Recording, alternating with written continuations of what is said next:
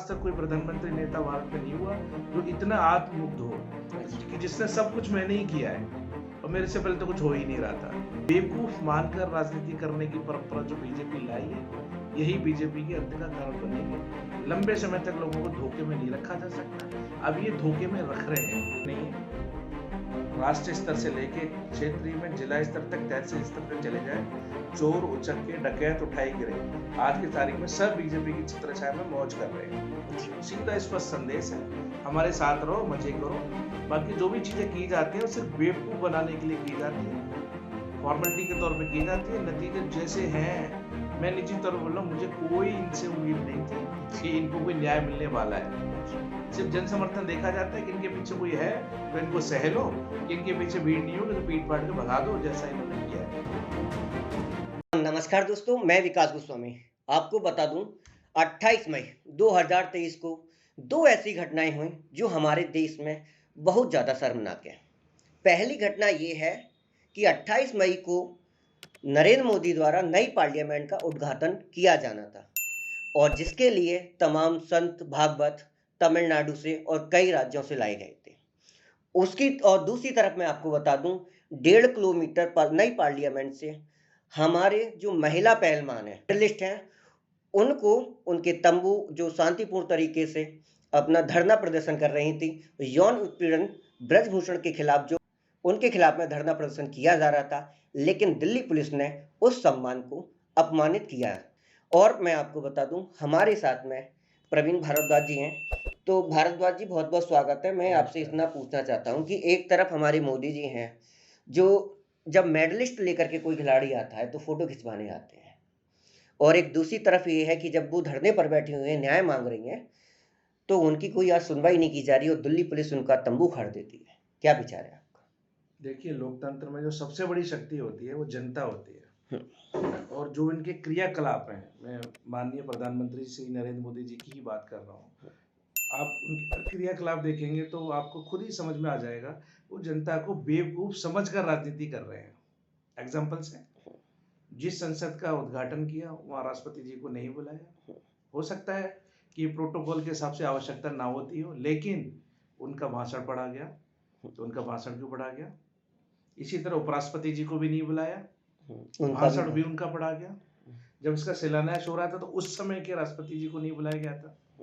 इसी तरह जो महिला पहलवानों के साथ जो व्यवहार हुआ है, ये सारी चीजें एक दूसरे से जुड़ी हुई हैं। ये स्पष्ट इशारा करती हैं कि ये जो हमारे प्रधानमंत्री जी हैं वो आत्ममुग्ध व्यक्ति हैं। इनके लिए व्यक्तियों का, पदों का, संविधान का कोई महत्व नहीं है। सिर्फ सुबह से लेकर शाम तक अपना प्रचार प्रसार। क्योंकि फोटो फ्रेम में अगर राष्ट्रपति जी अगर होती तो जाहिर सी बात है उनको वेटेज देना पड़ता, अकेले तो नहीं चल सकते थे। अब तो सभापति जी को इधर बैठा दिया, उनको इधर बैठा दिया। खुद देखें आप, पिक्चर की शूटिंग जैसे होती है वैसे पूरे उद्घाटन को शूटिंग के तौर पे किया गया है। सिर्फ और सिर्फ अपना मेहमान मंडन। अगर आपके काम अच्छे हैं तो आपका मेहमान मंडन खुद ही हो जाएगा। सुबह से शाम तक आप वो फिल्मी वाले सीन में रहना और cut, copy cut paste, action. देखिए, जनता इसे आजिज आ चुकी है और मैंने जैसे बोला बेवकूफ मानकर राजनीति कर रहे हैं। जिन बहनों के साथ, जिन पहलवानों के साथ दुर्व्यवहार हुआ वो भी यही है। उन्हें पता है कि लोग इस पे ध्यान नहीं देते हैं। हम जो प्रचार प्रसार जो करेंगे मीडिया में, जो जिसको हम हाइप दे देंगे, लोगों का ध्यान सिर्फ उसी तरफ जाएगा। जिसको हम दिखाना चाहेंगे दिखा देंगे, जिसका नहीं दिखाना चाहेंगे नहीं दिखाएंगे। और भूतकाल में उनके अनुभव ऐसे हैं शानदार भारतीय जनता के हिसाब से कि उसमें सफल रहे हैं, तो उन्हें लगता ही नहीं कि इससे कुछ होगा।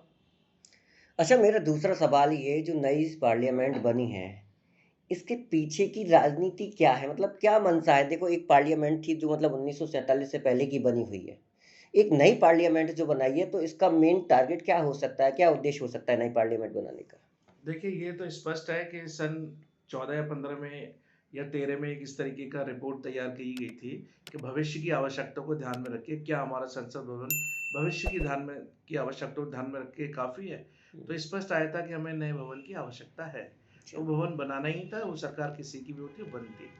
1350 करोड़ रुपए उसमें खर्च हुए, लेकिन फिर से हर चीज को एक इवेंट बना देना, व्यक्तिगत लाभ के लिए इस्तेमाल करना, ये सारी चीजें होंगी, पहले भी हो रही थी। 1947 के से लेकर आज तक जो जहां देश पहुंचा हुआ है, इतनी विविधताओं को लेकर हम भारत की तुलना अन्य देशों से नहीं कर सकते। इतनी विविधताएं हमारे देश में है, इतनी सारी जटिल सामाजिक समस्याएं हैं, परंपरा हैं, उनके बाद जहाँ हम पहुंचे हैं, अचानक तो नहीं हुआ है। लाखों किलोमीटर सड़कें बनी है, हजारों की संख्या में विकास कार्य हुए हैं, फैक्ट्रियां बनी है, दुनिया भर की चीजें आप जरा गिनने बैठ जाएं तो आपकी हमारी मेमोरी छोटी पड़ जाएगी। तो ये सब किसी एक व्यक्ति तो नहीं किया है, सामूहिक प्रयासों से हुआ है।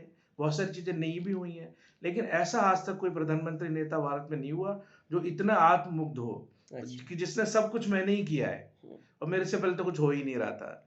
ये चीज गलत है। दूसरा, लोगों को बेवकूफ मानकर राजनीति करने की परंपरा जो बीजेपी लाई है, यही बीजेपी के अंत का कारण बनेगी। लंबे समय तक लोगों को धोखे में नहीं रखा जा सकता।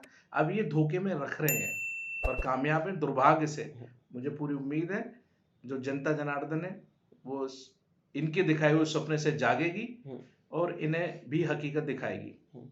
एक तीसरा सवाल मेरा ये था कि 1947 में जब जवाहरलाल नेहरू प्रधानमंत्री बने थे तो उनको सेंगोल दिया गया था। अब 1947 के बाद में पहली बार हमको, हमारी जनता को, हमारे देश के लोगों को प्रधानमंत्री नरेंद्र मोदी जी को सेंगोल में देखा है। क्या विचार है इस पे? देखिए, फिर से सेंगोल का क्या महत्व है, इतना बताइए आप मुझे। फिर से मैं कोई इतिहासकार नहीं हूँ, लेकिन एक सामान्य व्यक्ति के तौर पर, जैसे हमने बोला, भारत विविधताओं का देश है। अंग्रेजों ने लगभग 750 रियासतों का अधिग्रहण किया था। ये एक समय की बात है, हजारों लाखों परंपराएं इस देश में रही हैं।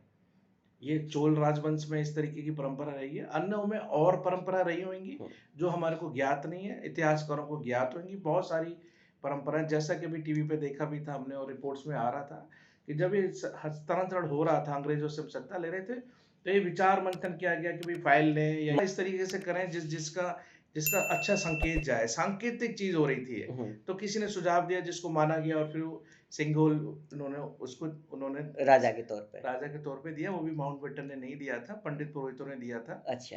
उस समय उपस्थित भी नहीं थे। अच्छा। माउंटबेटन ने उसको देखा था, छुआ था, फिर वापस पुजारियों को दिया था। उन पुजारियों ने आके हमारे पहले प्रधानमंत्री जी को दिया था।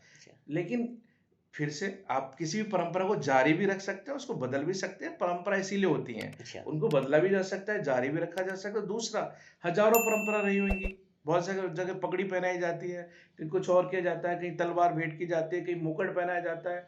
तो सारी चीजों को तो आप कर भी नहीं सकते एक साथ। किसी भी जब आप इवेंट करने जाते हैं तो किसी एक चीज को आपको चुनना होता है। जिसको भी चुन लें, वो इतनी बड़ी महत्ता की बात नहीं है जितना उसको ओवर हाइप किया जा रहा है। और लास्ट में सवाल मैं ये पूछूंगा कि महिला पहलवानों को जनवरी में आश्वासन दिया गया था कि एक कमेटी बनाई गई है, उसके बाद भी उनका मतलब डिसीजन नहीं हो पाया। अब वो 1 महीने से ज़्यादा उनको जब धरना प्रदर्शन करते हुए हो गया, तब भी मतलब ब्रजभूषण सिंह की जो गिरफ्तारी के लिए आश्वासन नहीं दिया, न ब्रजभूषण सिंह की गिरफ्तारी हुई। मुझे कोई आश्चर्य नहीं है। राष्ट्रीय स्तर से लेके क्षेत्रीय में जिला स्तर तक, तहसील स्तर तक चले जाए, चोर उचक्के डकैत उठाए गिरे, आज की तारीख में सब बीजेपी की छत्रछाया में मौज कर रहे हैं। अच्छा। सीधा स्पष्ट संदेश है, हमारे साथ रहो, मजे करो। बाकी जो भी चीजें की जाती है वो सिर्फ बेवकूफ बनाने के लिए की जाती हैं, फॉर्मेलिटी के तौर पे की जाती है। नतीजे जैसे हैं, मैं निजी तौर पर बोल रहा हूँ, मुझे कोई इनसे उम्मीद नहीं थी कि इनको कोई न्याय मिलने वाला है। अच्छा। सिर्फ जन समर्थन देखा जाता है कि इनके पीछे कोई है तो इनको सह लो, कि इनके पीछे भीड़ नहीं होगी तो पीट पाट के भगा दो, जैसा इन्होंने किया है। तो मैं आपको बता दूं, जो 28 तारीख को हमारे देश में 2 घटनाएं हुई, वो बहुत ही ज़्यादा शर्मनाक मानी जाती हैं। जब हमारे देश का खिलाड़ी दूसरे देश में जाकर के नाम दर्ज करता है, अपने देश का झंडा पहन करके, उसको कहीं ज़्यादा उत्साहित होता है। लेकिन आज जो देश की जो महिला पहलवान है, जो मेल पहलवान है, उनकी सम्मान को ताड़-ताड़ कर दिया गया बीच जंतर मंतर पर दिल्ली में। इस वीडियो को ज़्यादा से ज़्यादा शेयर करें, और यदि आप इसको यूट्यूब चैनल पे देख रहे हैं तो चैनल को सब्सक्राइब करें, फेसबुक पे देख रहे हैं तो फेसबुक चैनल को लाइक करें। धन्यवाद।